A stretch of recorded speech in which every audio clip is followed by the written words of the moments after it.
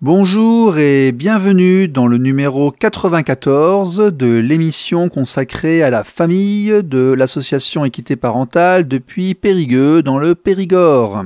Aujourd'hui, une émission toute particulière qui verra la suite de l'entretien avec Alain Rioux de Québec sur la loi 15 qui attaque les droits parentaux extrêmement fortement dans ce pays, un projet de loi contre lequel il lutte et il finira de nous expliquer pourquoi il lutte contre ce projet de loi. Et nous aurons également en deuxième partie un relais d'une interview de Maître Hamas de Marseille, extrêmement impliqué dans le problème de l'ASE et des placements en France, Maître Hamas qui est à l'origine de plusieurs projets de loi passés dernièrement, notamment la non-séparation des fratries et le fait que chaque enfant, au juge des enfants, puisse avoir un avocat quel que soit son âge, même si dans sa loi il indique un processus d'attribution d'avocat qu'il faudra effectivement respecter. Nous verrons ça en deuxième partie d'émission, sachant que Maître Hamas en fait nous a accordé un entretien que nous aurons en avril, donc nous aurons une émission spéciale en avril, comment faire lorsque les services sociaux viennent prendre l'enfant ou s'approchent, quelles sont les actions à faire, à ne pas faire, les attitudes à avoir, comment faire le mieux pour son enfant, quelle est la meilleure posture pour montrer que l'on n'est pas un parent défaillant, c'est une question importante quand même. Et puisque nous en sommes là, et comme il est effectivement également important de savoir se remettre en cause et d'écouter les critiques, écoutez, cette émission va être prochainement renommée. Il y a plusieurs invités qui ne comprennent pas le jeu de mots qu'il peut y avoir avec Jaf ta mère et qui trouvent l'intitulé un peu agressif et qui émettent donc quelques réticences à venir participer. Alors, nous les entendons. Nous avons lancé sur le Facebook de l'association un sondage pour demander effectivement à notre communauté, si jamais ils sont d'accord pour renommer ou pas l'émission. Il semblerait que majoritairement vous l'êtes. Vous seriez d'accord pour une espèce de rebranding, pour changer un petit peu le logo, les génériques et les transitions et sortir de cet intitulé pour en faire un autre. Alors actuellement, celui qui a la cote, ce serait un titre du style Famille, Justice, Enfance. Mais tout ceci est encore à l'étude, mais ne vous inquiétez pas, cela arrivera extrêmement prochainement. RLP, Radio Libre en Périgord. Alors avant de rejoindre Alain Rioux pour le projet de loi 15 au Québec, voici un avant-goût de Maître Hamas, Michel Hamas et de son combat. Voici notamment une petite déclaration de quelques minutes qui permettra de comprendre l'environnement dans lequel ce monsieur agit et intervient. À nouveau Michel Hamas, avocat à Marseille, des pistes. Des pistes à travailler ensemble. Premier élément qu'il faut prendre en compte et qui n'est pas trop pris en compte à l'évidence, c'est la rupture totale qui est organisée par les magistrats dans le cadre des placements. C'est brutal, c'est-à-dire qu'on passe, dans la plupart des dossiers, de une vie familiale à plus rien. C'est-à-dire c'est la destruction totale, c'est la conception même de la décision qui est mauvaise, c'est-à-dire qu'il y a une rupture totale dans la famille, dans le lien familial, il y a une brisure avec une visite par mois de 1 heure ou parfois 2, mais bon... et ça pendant plus d'1 année la plupart du temps. C'est la conception même de ça qui est pas possible. Ça brise le lien, ça brise des familles, et c'est le contraire de ce qu'il faut faire.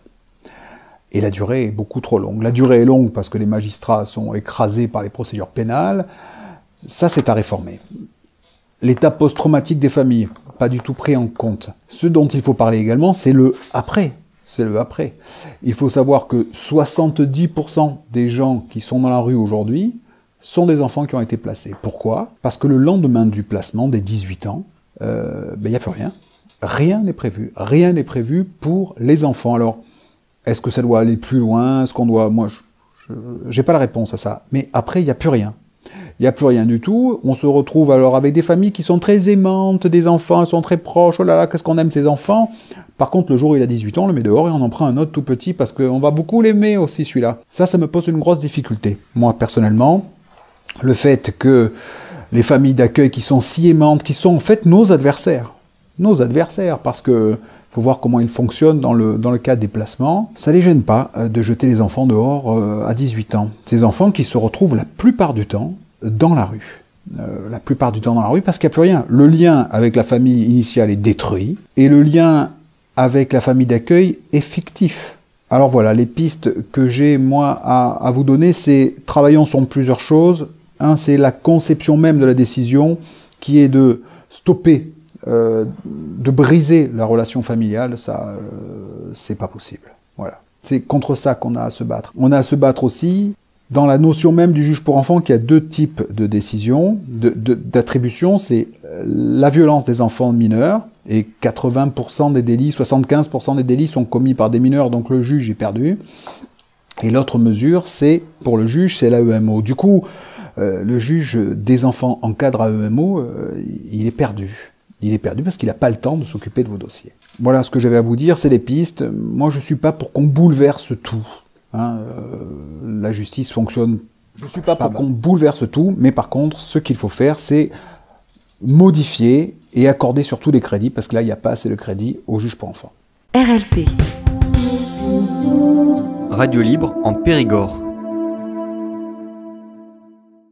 De retour donc aujourd'hui avec Alain Rioux de Québec qui nous a expliqué dans les 2 émissions précédentes que le projet de loi 15 à Québec donnait à la DPJ, la Direction de la protection de la jeunesse, la possibilité d'effectuer des placements sans devoir les motiver ni les justifier. Sachant qu'il disait que déjà aujourd'hui, il y avait plus de 98% des cas où les placements étaient acceptés, c'est-à-dire qu'à partir où les services de l'État venaient demander un placement des enfants, les parents n'avaient absolument aucune chance, dans la pratique, de le faire éviter. Il nous a également expliqué les problèmes de conflit d'intérêts avec des juges qui étaient parfois et même souvent des anciens avocats de la DPJ, et il nous a également parlé du manque de qualification des jeunes filles majoritairement utilisées dans ce process de placement. Et donc ce projet de loi 15, lui, attaque l'autorité parentale et met la préférence de l'autorité gouvernementale, en fait institutionnelle par rapport à l'enfant. Et il va nous parler aujourd'hui des dérives éventuelles qu'il peut y avoir par rapport notamment à la mise sur le marché, disons-le, de ces enfants dans le cas des procédures d'adoption. Vous en étiez, il semblerait que dans les foyers de réadaptation, il se passe des choses difficiles. Donc foyers de réadaptation, c'est ce qu'on appelle les foyers chez nous en fait, c'est la même chose. Possiblement. Je ne pourrais pas répondre à votre question. Nous avons eu des reportages extrêmement inquiétants sur la qualité des foyers des enfants placés en France, avec des agressions, des viols et autres. Est-ce que vous avez les mêmes problèmes au Québec? Bon, moi, je le sais, dans le fond, par des informations qui m'ont été transmises par des parents, mais des informations officielles, je ne saurais pas vous dire exactement. Donc en fait, pour résumer, nous avons un gouvernement québécois, disons une assemblée québécoise, qui prépare une loi qui en fait va donner du pouvoir à des jeunes très peu qualifiés pour rentrer dans les familles, pour aller piquer les gamins et les mettre dans des endroits où ils en ressortent non instruits, non éduqués, non préparés à la société. Et c'est ça qu'ils sont en train de faire, là, si j'ai bien compris. Ben, écoutez, je veux dire... Je caricature un petit peu, mais ça paraît violent. Mais bon, c'est ce que vous nous expliquez. C'est une petite partie qui va en centre de réadaptation, mais c'est plus ce qui est plus inquiétant, dans le fond, c'est, selon moi, c'est pour l'avenir du reste du siècle, dans le sens que si on ouvre la porte, pouvoir placer des enfants à l'adoption, par exemple, très facilement, sans avoir à démontrer la nécessité ou l'urgence de les séparer de leurs parents biologiques. On comprend aussi que dans notre société, le taux d'infertilité grimpe en flèche très rapidement et que l'évolution aussi des couples change, la nature de l'évolution des couples change beaucoup.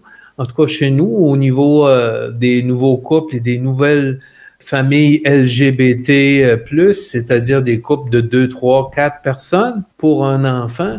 Donc, il y a toutes sortes de nouvelles associations et beaucoup de gens, il y a un bassin toujours grandissant de personnes dans la société qui sont incapables d'avoir un enfant et que l'adoption internationale est pratiquement morte. Ça se fait plus vraiment. Donc, où on va prendre la source? Vous nous expliquez qu'ils sont en train d'aller chercher des enfants dans les familles traditionnelles pour les rendre disponibles à l'adoption dans des nouveaux types de familles? Entre autres, mais il n'y a pas juste les nouveaux types de familles LGBT, il y a aussi toute la question de l'infertilité. Il y a de plus en plus de couples infertiles. Donc en fait, ce serait également, une des conséquences est d'alimenter le marché de l'adoption qui ne marche plus de manière internationale. Donc on prend des enfants locaux pour les mettre sur un marché de l'adoption. C'est énorme.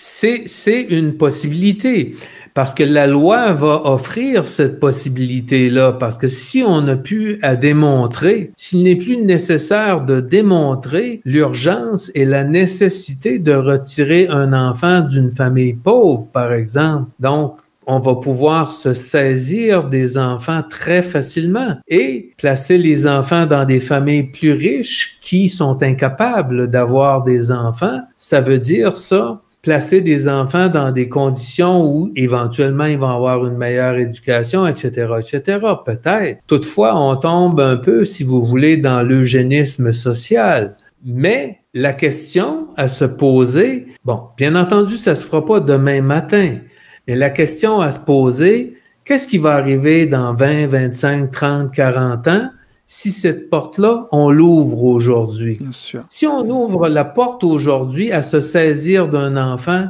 sans avoir à le démontrer qui est dans son intérêt de le placer et qu'on sait qu'il y a un bassin de personnes riches qui vont être à la recherche d'enfants pour les adopter, écoutez, on peut associer les deux choses ensemble et se poser beaucoup de questions au niveau de l'eugénisme social. Oui, bien sûr. Notamment, quand un enfant est placé chez vous, est-ce qu'on retire les droits parentaux aux parents? Chez nous, il y a encore un petit peu d'accès, on a encore certains droits. Quand il est placé, le lien est véritablement coupé. Ils peuvent vraiment en faire ce qu'ils veulent de cet enfant, ou est-ce qu'il y a encore un petit lien avec le parent biologique? Encore une fois, si on revient au principe de l'intérêt de l'enfant, c'est l'intervenante de la DPJ qui décide s'il est dans l'intérêt de l'enfant de continuer à avoir des contacts avec ses parents. Wow, donc, il y a beaucoup de contacts qui sont supervisés, mais d'une manière générale, je vous dirais que le processus actuel, c'est qu'on prend un enfant, on le retire de sa famille, et là, à ce moment-là, on a le droit de demander un 30 jours pour faire l'évaluation du dossier. Après ce 30 jours-là, il y a des prolongations de cours pour toutes sortes de raisons, des remises du tribunal pour un autre 60 jours, et pour d'autres raisons, ça s'étire et ça dure pendant un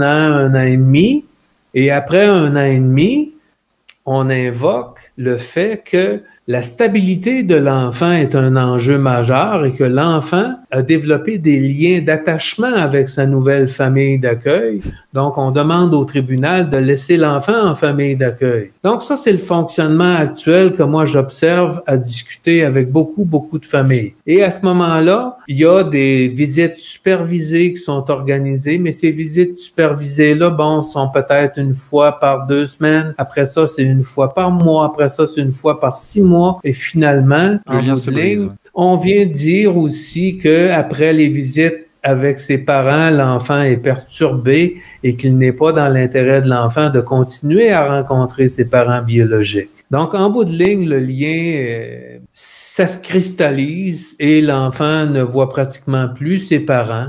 C'est ce que moi j'observe de tout ce qu'on me raconte depuis 2 ans. C'est un peu toujours la même chanson que j'entends. Et on étire la sauce. Après ça, on invoque la stabilité de l'enfant. Avec la nouvelle loi, le DPJ va devoir faire un plan immédiatement pour placer l'enfant jusqu'à majorité ou un plan pour placer l'enfant à l'adoption. Donc ça, c'est un des nouvelles choses qu'on introduit dans la loi, c'est-à-dire le plan, je me souviens pas du nom qu'on donne exactement, mais si vous voulez, le projet de vie alternatif doit être fait immédiatement, alors que dans la jurisprudence actuellement, on tend plutôt à faire le contraire, de ne pas agir trop rapidement. Mais là, la commission qui a étudié recommande d'aller très, très rapidement en nous disant que le temps de l'enfant va plus vite que le temps de l'adulte. RLP. Radio libre en Périgord. Très rapidement, en quelques secondes là, parce qu'on va devoir couper après, vous êtes dans une contrée, on va dire, assez libertarienne par rapport à ce que nous avons nous en Europe. Vous êtes extrêmement attachés, vous, anglo-saxons, québécois, canadiens, aux libertés individuelles. Est-ce que ce mouvement, en fait, de venir dans les libertés individuelles, dans ce cercle très privé, c'est un épiphénomène ou est-ce que c'est un mouvement général de société qui est en train de se passer actuellement à Québec? Écoutez, c'est très difficile à dire parce qu'en ce moment, on constate qu'il y a beaucoup de changements dans la société. Dans toutes les sociétés, un peu partout dans le monde, je ne saurais pas m'aventurer dans une réponse à cette question-là. Je comprends. Puisque moi, j'étudie plus le dossier de l'intérêt de l'enfant et de la famille. Mon mandat, dans le fond, c'est de défendre les droits de la famille.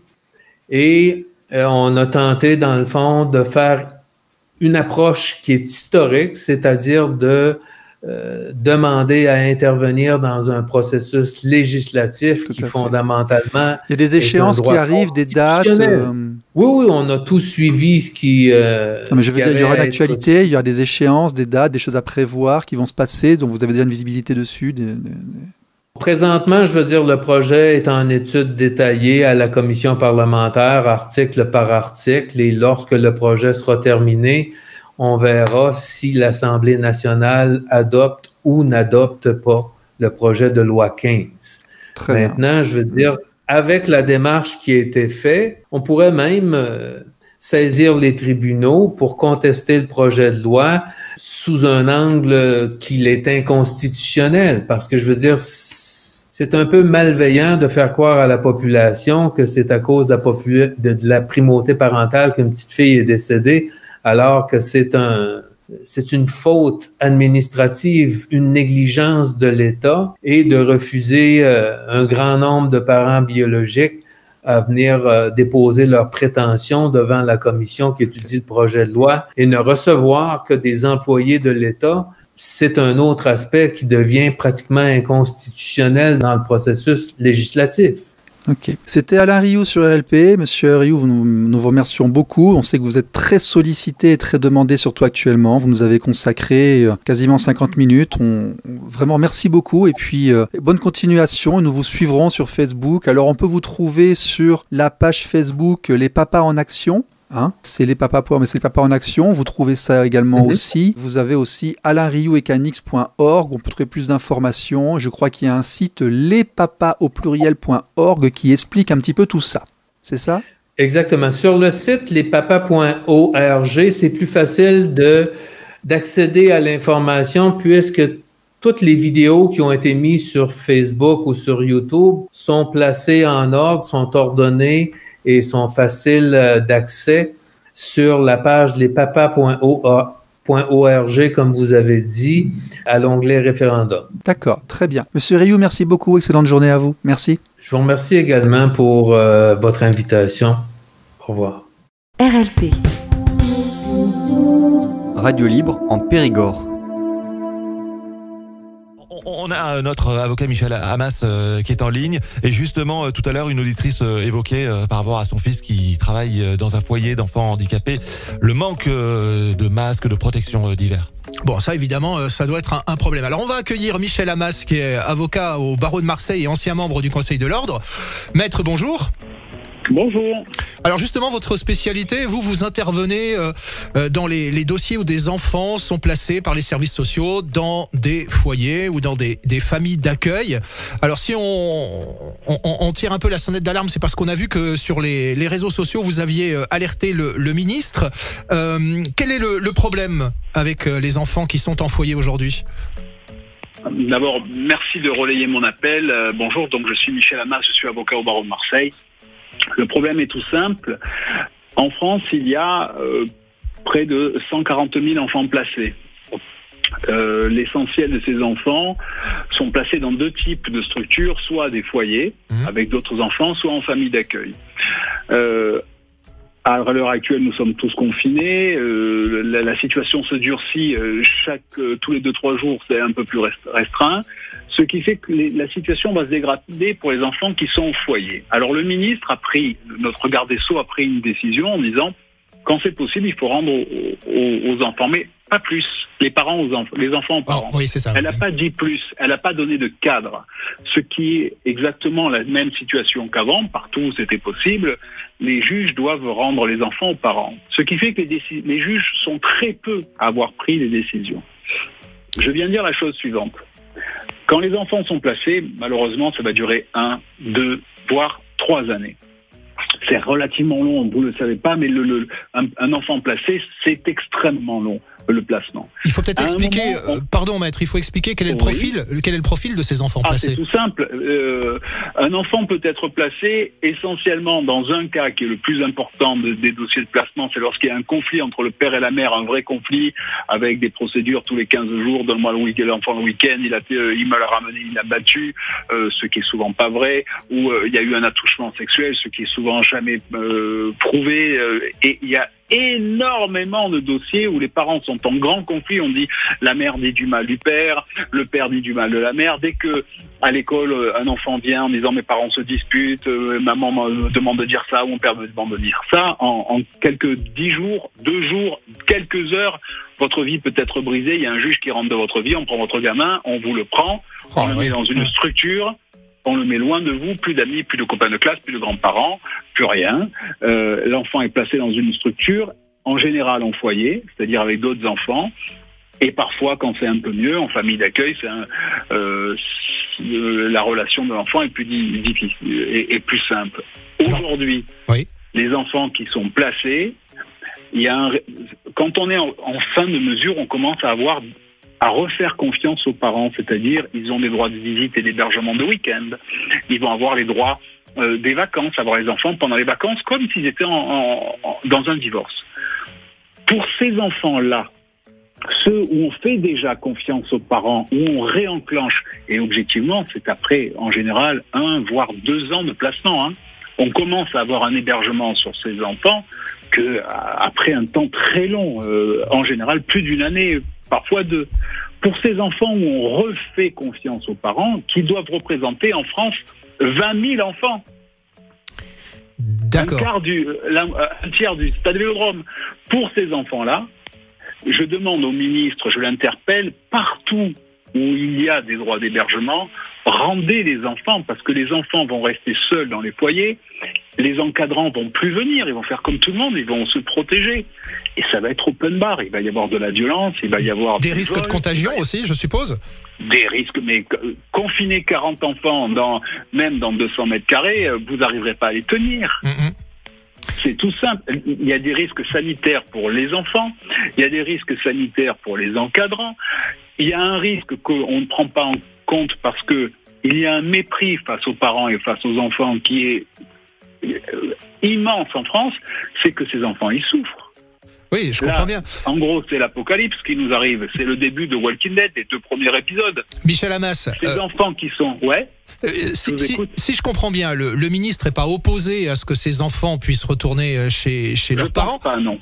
Mais alors le problème, il vient d'où aujourd'hui? Ce sont les juges qui, selon vous, peut-être manquent un peu de compassion, ou je sais pas. La directive n'est pas assez précise. On a mis les juges dans la même situation que celle qui est la leur en général. Faites au mieux et faites bien. Seulement les juges, ils sont écrasés de travail et ils prennent pas trop de décisions parce que tout simplement ils sont responsables la plupart du temps. Du moins, ils sont pas responsables malheureusement, mais ils prennent pas la décision. Il faut contraindre le juge partout où il y a un hébergement. Il faut le contraindre. On lui dit là où il y a l'hébergement, rends les enfants. Le juge à l'heure actuelle, certains juges, et ce sont ceux avec qui on se battait le plus. Par exemple, moi j'ai des relations extrêmement tendues avec le juge pour enfants de Mont-de-Marsan, mais lui il a rendu tout de suite. Alors que objectivement d'habitude il faut y aller à la baïonnette.